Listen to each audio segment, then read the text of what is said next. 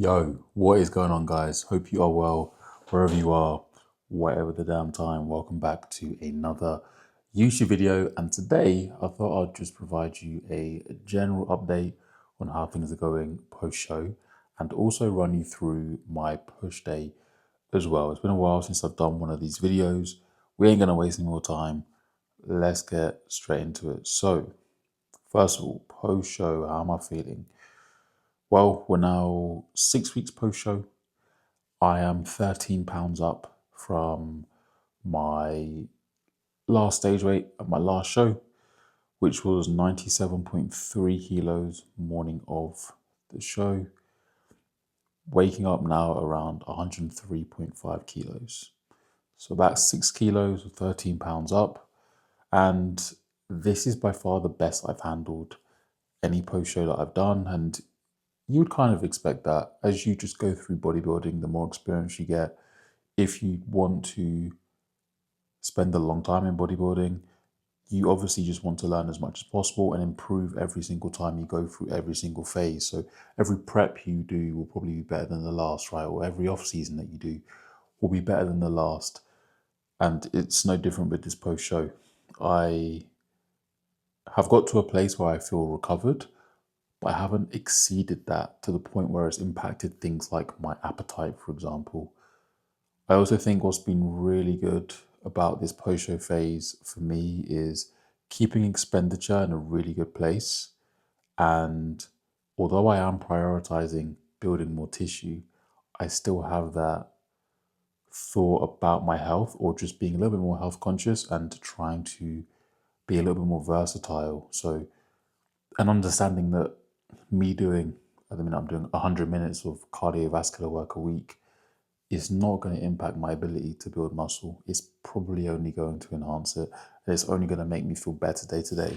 Like you can see in my face, although it's not like the death face of a contest prep, it's not puffy, it's not inflamed because I feel really good. I don't feel inflamed.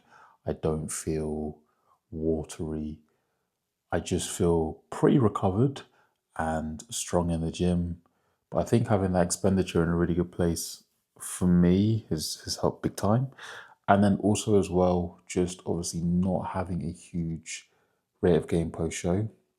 My last contest prep wasn't by any means bad. I've never really had anything horrendous post show.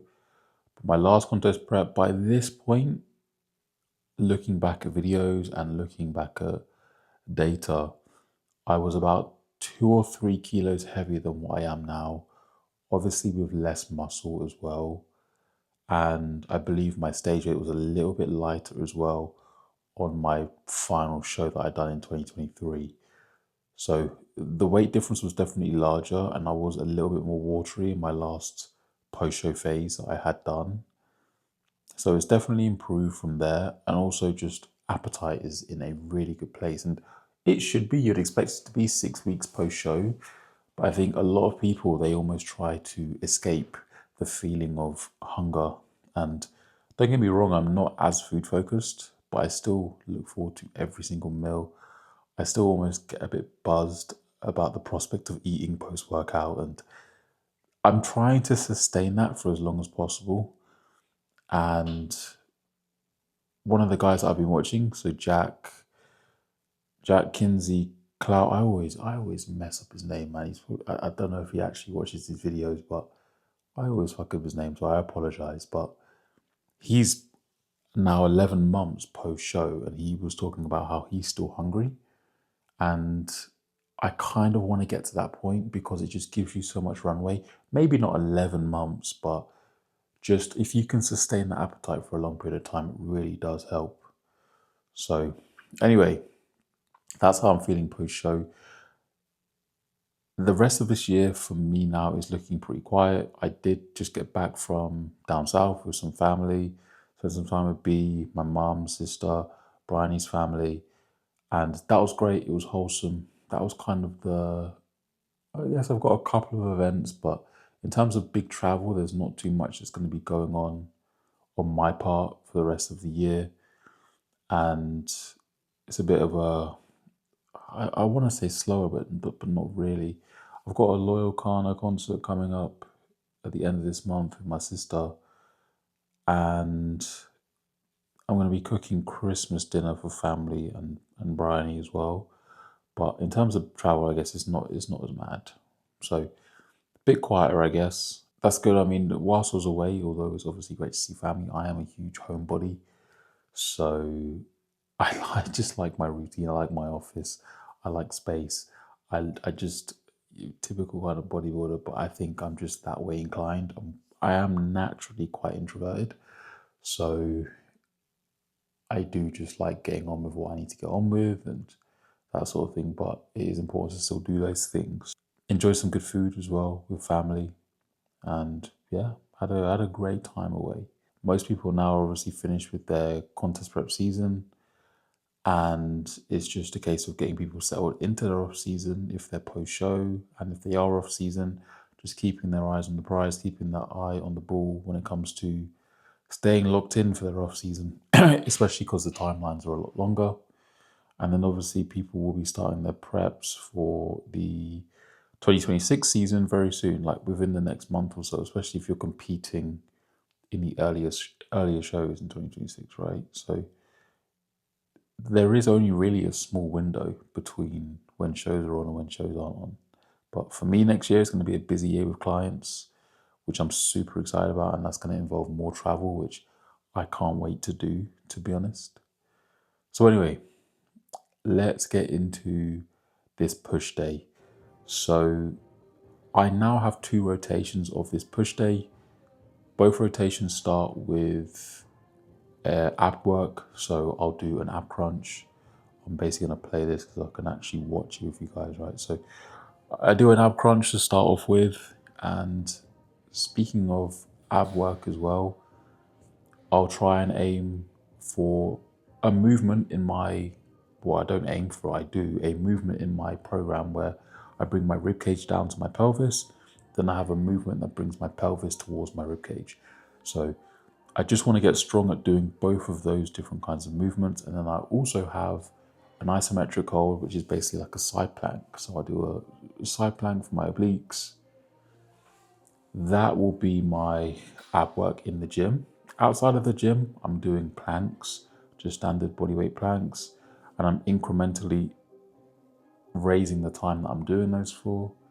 And then I'll also do my 10 sets of vacuums every morning, just with holds. And I can already cosmetically see a difference with my abs, even as body weight is going up. My midsection's super sharp, just control over my midsection's good. The detail that I'm seeing through my midsection, it's not something that I've honestly seen with my physique.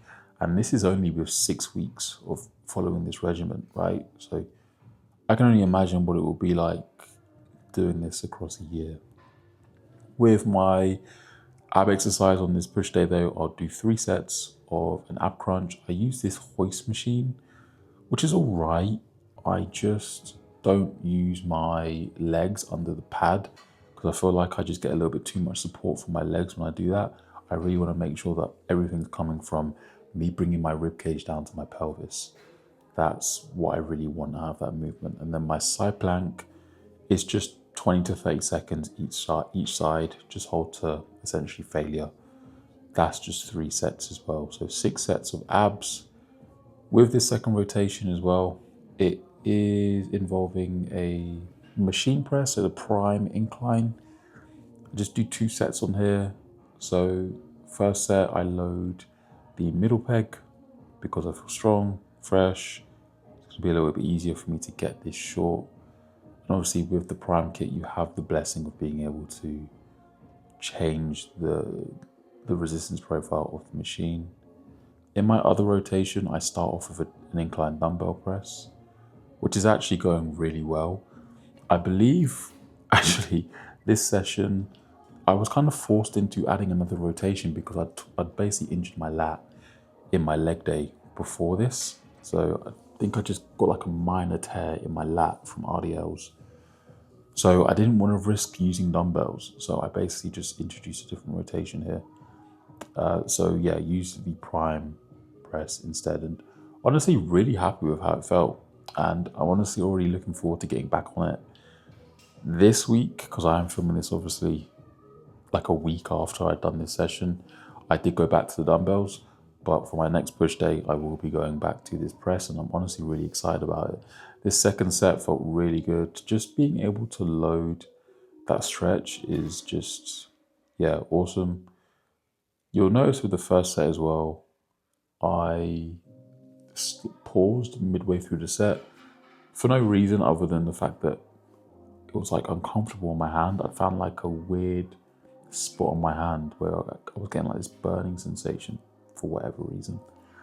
But yeah, 2 really good sets on this press. For me, my chest is not an area that I'm looking to bring up a dramatic amount. Obviously, I want it to improve, but it isn't the focal point of my physique, and it hasn't been for a very long time. I could, if I really wanted to be optimal with this training plan, I could probably just make this an upper body session, maybe. But at the same time, I also think because I think I could sustain quality work through my chest and shoulder work by just having a push day. So I'm not sure. When I've gone from upper to then doing a push day, I haven't really noticed any difference in terms of progression. I haven't noticed a difference in terms of my look. I still kind of get the same sort of growth. I think my chest is just one of those body parts that just responds. So I don't know. Then I moved on to my shoulder press strive, which is loaded on the number 5 cam setting. So a little bit heavier in that stretch, a bit heavier in the stretch. Not as excessive as like the 3 cam setting, but still good enough. And the reason I do that is because I've already done a pretty heavy press. And this is my favorite shoulder press in this gym, without a doubt. And this was 2 sets, top set and back off set on here. This is on both rotations as well. So don't be afraid to stay on the same movements if you enjoy them. I'm not somebody who typically has tons of different rotations. I think people just like the idea of sometimes complicating things. You can literally just stick to the same movements and just rinse them over and over and over again. Now, the reason you might potentially want to have another rotation is if you're focusing on a specific body part and potentially your first rotation hasn't got movements in there because you just haven't got the space to put them in there, because you'll end up being in the gym for hours on end. Then you could introduce a second rotation where you are addressing those different patterns, right? So, for example, with myself, this session I have a pec fly on the pec deck. I don't have a pec deck in my other push day.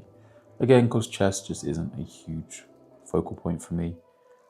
But I thought because obviously of having this second rotation, I could actually use it as an opportunity to put in a pec fly instead of something like a machine press, right? Because again, I've already got a machine press at the start of the workout. So that's one of the reasons why you might put in a second rotation. I think some people's patience is really thin when it comes to progressions. There's almost this idea that they should be taking a rep or adding 5 kilos to everything, every single session. And if they don't, it's just shite. It's not a good session. And you need to think long term. Adaptation takes time. You just have to have that patience. Sometimes it takes a while. And obviously just make sure you're ticking off all your other boxes as well. So I also put in the Panatta standing lateral raise, which is very nice. Once you get the setup right, on the money. Followed by the pec deck, as I said, this was 2 sets, I believe, on the prime pec deck. And again, you can adjust the loading and the resistance profile, right? So this was good. This is, again, I do this in just a second rotation. Typically in my first rotation, I'll have the incline dumbbell press followed by the flex leverage chest press. But I obviously only done that prime press today. And then I've got the pec deck in as well. So again, felt great. I feel like chest for me is something that I just connect really well with. I could probably get away with actually doing less volume overall across the week. but I don't think I really need to be honest. I'll probably only consider that if I'm not seeing progression on, for example, my leg day that happens a couple of days after this, or I'm getting niggles through my shoulders or pec, or just feeling a little bit beat up through that area, more than what I would expect. But yeah, the chest work was good today, pressing work was all good, and then I moved on to my tricep work. A little bit different in comparison to my first rotation, so I do usually like a Vulcan grip push down in that first rotation, and then I'll follow that with a single arm overhead tricep extension using that hammer strength machine where like your arm is up here, there's like a little handle up here. It's pretty good. But for this one, I just went single arm calf tricep extension, which felt great. And then I went on to a JM press, skull crusher kind of hybrid thing, because I do think that there's merit in heavily loading the triceps, permitting that your elbows can handle it. Again, just take your time with loading.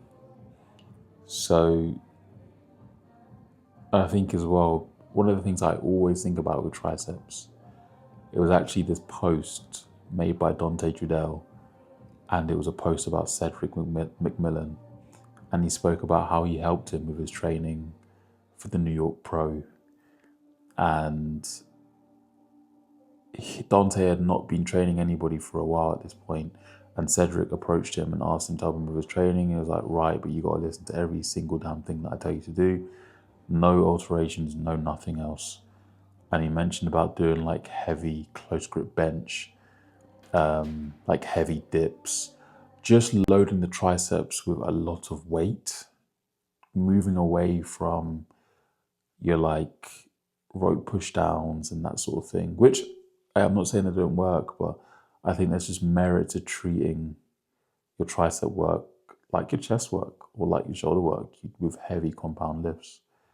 But yeah, that was the session. JM press was 3 sets total. So 6 sets of triceps at the end there. Again, I'm maybe debating moving a couple of those sets to another session, but I also do 2 sets of triceps on the end of my second lower body session of the week. So there's a decent amount of tricep volume in there, more so than my bicep volume, because I need a little bit more tricep in comparison to bicep. But I hope you enjoyed this video. If you liked it, leave it a like, of course. Make sure you subscribe, and I'll see you for the next one.